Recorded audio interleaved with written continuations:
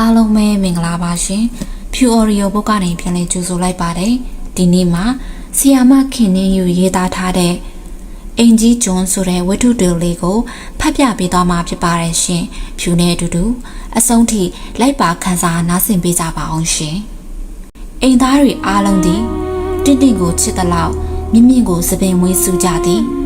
တော်တော်ကြီးကိုယ်တိုင်ကလည်းမြင့်မြင့်ကိုဘယ်တော့မှအကောင်းမပြော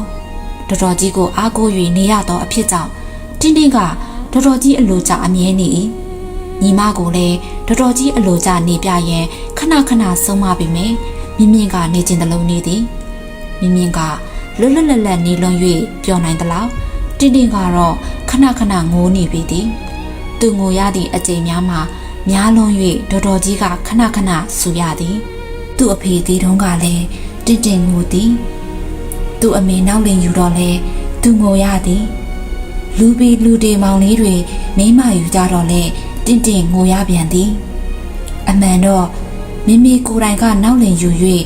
ကစင်ကရဲဖြစ်ရသောဘဝတွင်တော်တော်ကြီးကယ်ပေ၍သာသူတို့ညီမနှစ်ယောက်လူလိုသူလိုနေရသည်မဟုတ်ပါလား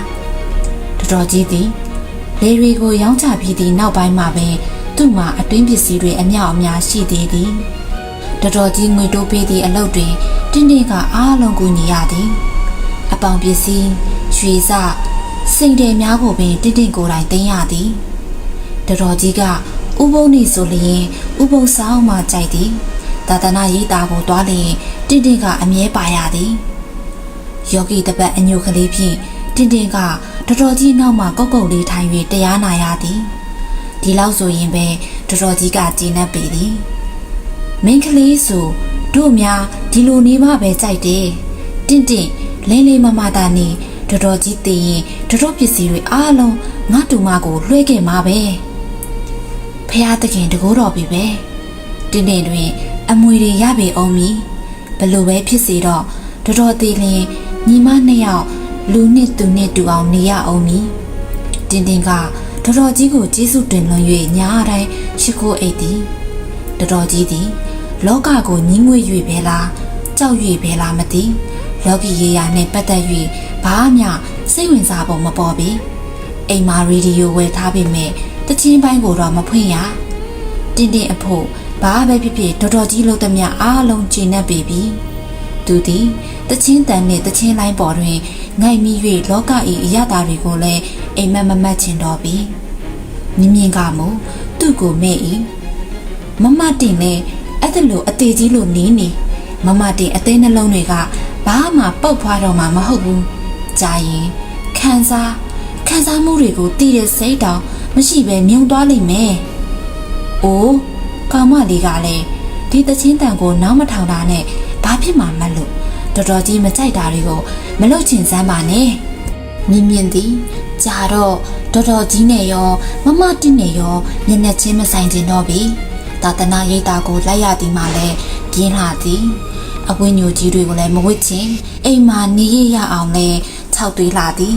တော်တော်ကြီးစကားပြောနေလဲဒုတုပ်၍နားထောင်နေရသည်မှာကျဉ်ကျုပ်လာသည်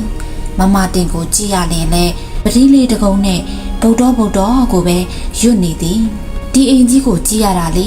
နှွေခေါင်းခေါင်းတဲခန္ဓာရထဲမှာပေါက်တဲ့တစ်ပင်လိုပဲတိတ်ကိုခြောက်သွေးတာပဲမြင်သည်မှန်ထောင်ရင်ပါဇက်မှာတတွရွတ်၏ပေါင်းတာတွေကိုဖွေးနေအောင်တာ၏စပင်တွေကိုလည်းအဝိုင်းလှုပ်လိုက်အရှည်လှုပ်လိုက်အလိမ်လိမ်လေးတွေခွေလိုက်နဲ့အမျိုးမျိုးလှုပ်၏ပါဇက်ကလည်းသူ့ဆိုနေကြတီးတွေကိုပဲညီးနေသည်အချိန်တန်အရွယ်ရောက်ခါလူလားမြောက်ရင်ချစ်သူနဲ့တွေ့ချင်းထိုသချင်းတစ်ပုဒ်ကိုမြင့်မြင့်ကကြည်ကြဲဆိုမိ၍တော်တော်ကြီးကမျက်စောင်းထိုးလိုက်သည်ဒီတငယ်မနေပုံကကြွဆောင်ဆောင်နိုင်နေတော်တော်ကြီးကမြင့်မြင့်ကိုတိုက်ရိုက်မစုပဲတင်တင်ကိုပြောသည်တင်တင်ကမျက်နှာလေးညိုကညီမစီကိုပြေးပြန်သည်တော်တော်ကြီးမကြိုက်တာတွေမလုပ်ပါနဲ့ညင်ရငါတို့ဟာသူ့ကြောင့်ဒီလိုနေနိုင်တာပြီးတော့သူကမတရားသဖြင့်လုပ်တာမှမဟုတ်ပဲမမတင်ကတိတ်တက်တီနေတာပဲမြင့်မြင့်သည်တူတူပဲပြောကလှည့်ထွက်သွားတော့သည်ဒီလိုညီမနဲ့တော်တော်ကြီးအဆင်မပြေဖြစ်ရတိုင်းတင်တင်ကငိုမိ၏တင်တင်ငိုသည်ကိုမြင်ရတိုင်းအခိုင်းစီရော တော်တော်ကြီးကရောတင့်တင့်ကိုဝိုင်း၍တနာကြသည်ယခုအခါတင့်တင့်အကြီးကျယ်ငိုရပြန်သည်ညကမြင့်မြင့်ကလင်းနောက်လိုက်သွားခြင်းကြောင့်ဖြစ်သည်ညီမငိုကြည့်ပဲနေမောင်မရယူလဲငိုရတာပဲညီမလင်းယူလဲငိုရတာပဲတော်တော်ကြီးကသူ့ကိုဒီလိုပြောကမှတင့်တင့်ကပိုး၍ငိုသည်သူသည်မြင့်မြင့်ကိုအံ့ဩ၏ဘယ်တော့ကရေးစားထားလိုက်သည်ကိုလည်းတအိမ်လုံးမသိရဒါလောက်လောကုတ္တရာအရေးအရာလွှမ်းမိုးနေသောအိမ်တွင်မြင့်မြင့်လင်းယူခြင်းစိတ်ပေါက်ရသည်ကိုသူ့အဖို့အထူးဆန်းဖြစ်နေသည်တိတ်မိုက်တဲ့ကလေးမလေးသူ့လင်လက်ထဲမှာဒုက္ခများရောက်နေမလားတော်တော်ကြီးကစိတ်ဆူနေပြီအိမ်ရှိအိမ်ပေါ်တို့၏အချုပ်အခြာဒေါ်သေးကိုတင့်တင့်ကပြောပြမိသည်ဒေါ်သေးရဲ့သူဘလူနေလဲဆိုတာကြည့်ပေးပါနော်တွေ့ရင်လဲကျမကိုတော့တော်တော်ကြီးမသိအောင်လာတွေ့ပါအောင်လို့နော်ဒေါ်သေးသည်တင့်တင့်ကိုတနာပြန်၏သူ့သဘောနဲ့တူလှုပ်သွားတာကံအတိုင်းပေါ်မိန်းကလေးရဲ့ဒေါ်သေးတွေ့ရင်လဲပြောပါအောင်မယ်တင့်တင့်သည်မနေတတ်မထိုင်တတ်နှစ်ဖြစ်နေ၏မိမိအတွက်ကိုလည်းအစဉ်ပင်စိုးရိမ်နေမိပြန်သည်ရှ िख ိုးလိုက်ရသည်ဖះတောင်းလိုက်ရသည်စုစိတ်လိုက်ရသည်ပတိအမှန်တော့ဖះရှ िख ိုးတိုင်းပတိစိတ်တိုင်းစိတ်ကိုထိန်းချုပ်၍တမာတိရမည်အစားညီမအတွက်တောကများလွန်၍ဖះရှ िख ိုးရင်တဝက်တစ်ပြက်မိသွားပြန်သည်ပတိလုံးတွေကလည်းကြောကြော်၍စိတ်မိ၏ဒုက္ခပါပဲဒေါ်ကြီးကလည်းမြင့်မြင့်ကိုပြန်မခေါ်တော့တင်းတင်းသည်ညီမကိုတော့လွမ်း၏ဒါပေမဲ့တော်တော်ကြီးကိုမြင့်မြင့်အားပြန်ခေါ်ရင်မပြောရဲပြီမိုးစရာရှိတာကိုလည်းအရင်ကလိုပွင့်ပွင့်လင်းလင်းမငိုရဲတော့ပြီသူ့အဖြစ်နဲ့ဖြစ်မှဖြစ်ရပေလေဟုတယောက်တည်းညင်းမိ၏အာကိုရမဲ့၍မြောက်တဲ့ကိုင်းလွန်ဖြစ်နေသူတို့အခြေအနေတွင်တော်တော်ကြီးကိုကြော်လွှားရေးလုပ်ရဲသောသူ့ညမတတ္တိကိုလည်းသူကအံ့ဩ၍ကြောက်ရွံ့နေသည်သူမှာတော့အိမ်တွင်စွန့်ခံကြသောဖုန်ကြီးတွေကိုစွန့်လောင်းရင်းပင်တနေ့ကုန်၍လာတော့သည်တဝါရင်းလုံးလည်းတော်တော်ကြီးနှင့်အတူတဒနာရိတာတွင်တရားအားထုတ်ကြသည်အားလုံးသောအချိန်တွေမှာ၆တိတိအေးအေးဆေးဆေးနှင့်ပင်ကုန်ခဲ့ရသည်ဒီနေ့တွင်ဒေါ်သေးကတင့်တင့်အခန်းထဲကိုရောက်လာသည်တင့်တင့်ရေမြင့်မြင့်ကိုဈေးမှာတွေ့ခဲ့တယ်ဟင်ဟုတ်လားတင့်တင့်သည်လက်ထဲမှာထိုးလက်စာတိုးမွေးဆောင်ကိုချလိုက်၏သူ့စိတ်ထဲတွင်ဝမ်းသာလွန်၍မျက်ရည်ဝိုင်းရပြန်သည်သူနေကောင်းနေနော်ကိုဝင်ကြီးနဲ့ဒီညနေတင့်တင့်ကိုလာတွေ့ဖို့မှာခဲ့တယ်ဟင်ကိုဝင်ကြီးနဲ့တင့်တင့်သည်အထူးအဆန်းကြီးကိုဖြစ်ပြန်သည်ညနေတူလာမဲဆိုတော့တော်တော်နဲ့တွေ့နေအောင်မယ်မမကဒီညနေအပြင်ခဏသွားမယ်လို့မနဲ့ခနဲ့ကပြောသွားတယ်အဲ့လိုဆိုရင်တော့မြင်းမြင်းနဲ့တွေ့ရအောင်မှာပေါ့အမိုက်မာလေးနေနိုင်လိုက်တာဟူ၍လဲသူ့စိတ်ထဲတွင်အပြစ်တင်လိုက်မိ၏သူကခလေးလေးလိုထင်းနေသောသူ့ညမဟာကိုဝင်ကြီးနေပါလားမိခင်ပဲဖြစ်ပေတော့မည်ယတနာ၃ပါးကျေးဇူးတော်နှင့်ချောချောမွမွမွေးပါစေသူလဲပါဇက်မှာထုတ်၍ရေရွတ်မိ၏မိန်းကလေးနဲ့တော့ကများလိုက်တာနော်ဒေါ်သေးသည်သူ့ကိုပြုံးကြည့်ကအခန်းပြင်သို့ထွက်သွားတော်သည်ညနေအချိန်ကိုပဲမျှော်လင့်မိ၏ညနေဆောင်၍တော်တော်ကြီးအိမ်ကထွက်သွားမှပင်သူ့ရင်ထဲတွင်ဟင်းကနေချသွားတော်သည်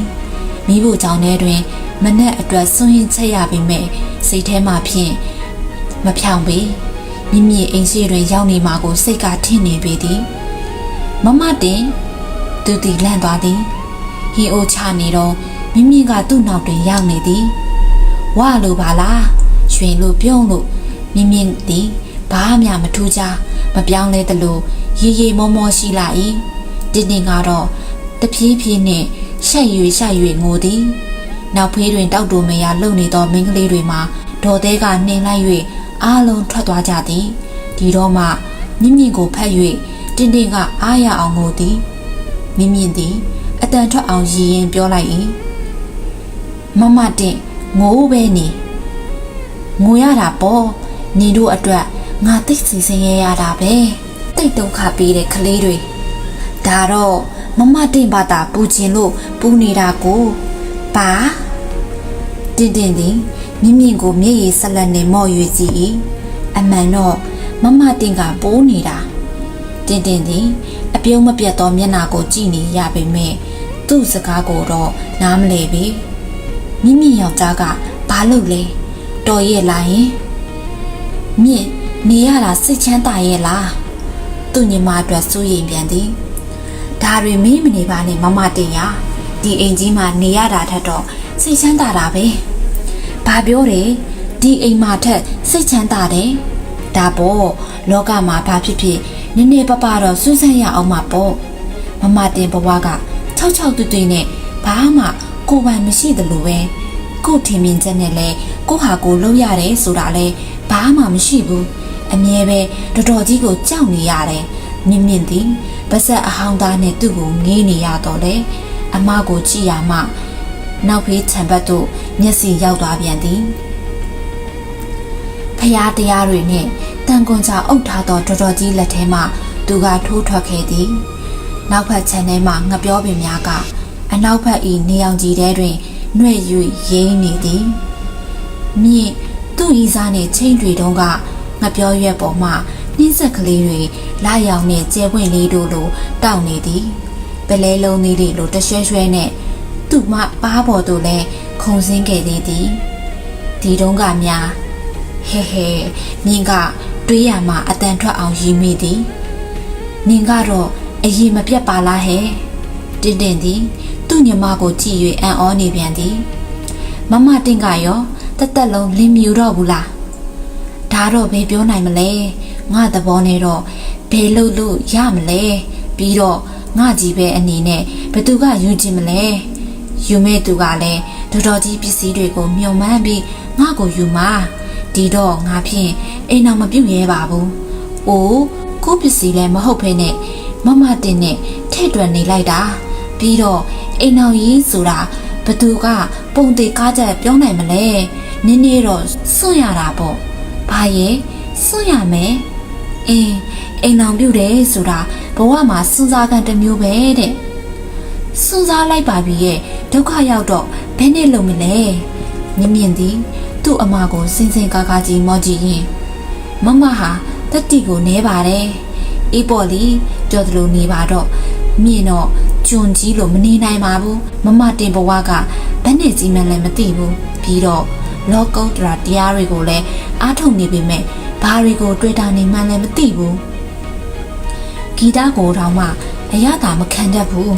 အဲ့ဒီလိုအချုပ်ကျဲကြီးတွေနဲ့တော့မြင့်မနေချင်ပါဘူးဘာပဲဖြစ်ဖြစ်မမတင်အခုလိုခေါင်းငုံပြီးတော်တော်ကြီးအလိုကြနေနေတာဟာတော်တော်ကြီးစီကရမယ်စီးစိမ်တွေကိုမျောလင့်နေလို့မဟုတ်လားမြင့်ဤမေးတန်မှာနည်းနည်းမှ၍တင့်သည်မျက်ရည်လေးဝိုင်းလာပြန်သည်မဟုတ်ပါဘူးမြင့်ရဲ့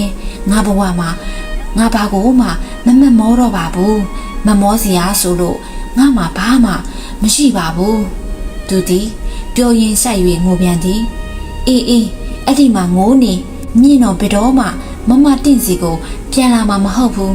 သူ့မှာစိတ်တွေကိုအမြဲထိရလုံးလို့ပိန်ချုံနေပြီအမေတနေ့နေလဲကလေးတွေမွေးပြီးပိန်ကြီးလေးဖြစ်အောင်ပါပဲဖြစ်ပေါ့ဖြစ်ပါစေကိုမကိုပိုင်တဲ့ပစ္စည်းလေးတစ်ခုအတွက်ဒါလောက်အသားရည်ကိုတော့ပေးရမှာပေါ့မတင်တာဦးလီအလကားအတိတ်ပဲလည်းမရှိပါဘူးမြင့်ပြောပုံကဂယုနာဒေါသတန်ပါလာ၏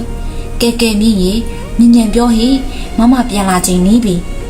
ဒေါ်တဲ့သည်မိဖို့ဝမ်းမှလာအော်၍မြင့်ကစကားကိုဖြတ်လိုက်၏ကဲမြင့်ပြန်တော့မယ်မြင့်သည်နှုတ်ဆက်၍ထသားသည့်အထိတင်းကငိုနေစေဖြစ်၏သူသည်ဘာကြောင့်ငိုနေသည်ကိုလည်းမတွေးမိစိတ်ကအလက်ကားပင်ဝမ်းနေသည်မြင့်ပြောသည့်စကားတွေကိုလည်းပြန်တွေးကြည့်သည်တချို့ကိုသာမှတ်မိ၍တချို့ကိုတော့သတိမရသူကဓာတ်လောက်ကျွေးလူတဲဆိုင်ဖြစ်ရပေမဲ့သူ့ညီမသူ့မောင်တွေကသူ့ကိုစည်ရင်းနဲ့ထဲထွက်ကြသည်မဟုတ်ပေတကယ်တော့လေကိုကံကြမ္မာကိုဖန်တီးသွားကြခြင်းသာဖြစ်သည်သူကပင်ပူ၍နေလဲဘာမှအကြောင်းထူးမီမဟုတ်တော်တော်ကြီးပြန်လာပြီဆိုတော့သူ့မျက်နှာကိုသိ၏ပြီးတော့ပေါင်နာနဲ့လိမ့်လိုက်သည်မျက်လုံးနီနေခြင်းကတော့ကိစ္စမရှိတော်တော်ကြီးကသိသည် တော်တော်ကြီးနှင့်အတူနောက်ဖေးရည်စင်း၌ကြာပွင့်များကိုချွေရပြန်သည်ကြာဘက်ကလေးများကိုဝါးနှင့်ခတ်၍တောင်းရုပ်ဖြစ်အောင်လုပ်ရသည်ညနေဝင်လူကန်နီးမှတောင်းရုပ်ကလေးကပြီးသွားသည်တော်တော်ကြီးကကြာပွင့်ပတ်နှင့်ဖော်ထားသောတောင်းရုပ်လေးမှလှလုံး၍တပြုံးပြုံးဖြစ်နေသည်အိမ်မော်ထက်ဖျားကန်းသို့ရောက်လျင်တော်တော်ကြီးကကြာပွင့်တောင်းရုပ်ကလေးကိုဖျားမှကပ်၏သူဤမိကိုဖွင့်လိုက်သောအခါဖျားမှတက်ပယ်လှသည်မီးရောင်မှာပန်းပွင့်များကိုဖောက်၍ဖျားဝန်းကျင်၌ရောင်ကြီးတွေကိုတွေ့၍ကြလာသည်ရုပ်ဝါးတော်များ၏မျက်နှာမှာတည်ငြိမ်လာ၏သူသည်ဖျားကိုရှ िख ိုးပေမဲ့မိမိကိုစိတ်ထဲကဖျောက်၍မရဖျားရှ िख ိုးအပြီးတွင်မျက်စိကိုစုံမိတ်၍ဝိပဿနာတရားအတိုင်းမှတ်၏ရခင်ကလိုအမှတ်တရားများကိုမှတ်၍မရမှတ်တိုင်းမိမိစကားများကိုကြား၏ကြားသည်ဟုမှတ်လိုက်တိုင်းလဲမိမိရဲ့မျက်နှာကိုမြင်လာသည်တကယ်တော့ဘသူကတရားရနေသည်ဆိုတာတွေး၍မရမိမိကပဲရနေတာလားဘဝဆိုတာအနဝပြင်စင်မဟုတ်ပါလားဒီနေ့တော့ဘသူမစိုးဒီပင်လေရွက်လွင့်၍ကိုဘာသာကူးကြရမည်မဟုတ်လားဘသူများဘသူကိုမကူညီနိုင်ပေဒါပေမဲ့သူကတော့တော်တော်ကြီးကိုအလွန်အားကိုးမိ၏ဒီကောင်မလေးငါ့ကိုဒုက္ခပေးတာပဲသူ့စကားတွေကငါစိတ်ကိုဝိဇာရများအောင်လုပ်တာပဲသူသည်အာယုန်တွေကိုအားလုံးကိုဖျက်ပြီးတော်တော်ကြီးအလိုကြအတိုင်းဝိပဿနာတရားကိုဆက်၍မှတ်မြဲမှတ်နေပြီးတော့သည်